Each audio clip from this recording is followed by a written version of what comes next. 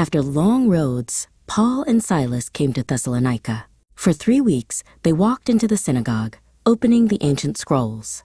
They reasoned with the people, proving that the promised one had to suffer, die, and rise again, and that this man was Jesus.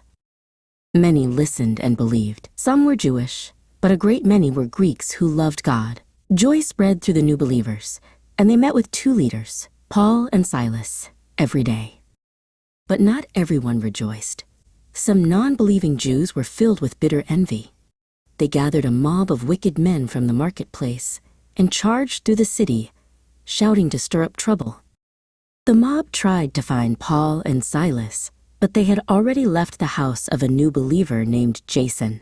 Failing to find the teachers, the mob dragged Jason and a few other believers out into the street. "These men who have turned the world upside down have come here too," they shouted to the city officials. The officials took money from Jason as a bond and let him go, but Paul and Silas knew they must leave quickly.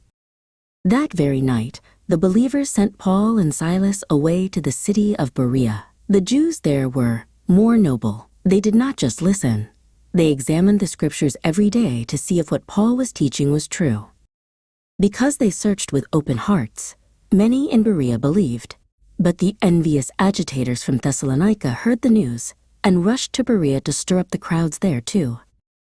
The believers quickly sent Paul toward the coast, but Silas and Timothy stayed behind to help the new church. Paul sailed across the sea until he arrived alone in the great, grand city of Athens. As he walked through the city, Paul was deeply troubled. Everywhere he looked were countless idols, shrines, and statues. The whole city was devoted to false gods. He debated in the market with scholars and poets until they brought him to the Areopagus, a rocky hill. "You are speaking of strange things," they said. "Tell us more about this new teaching."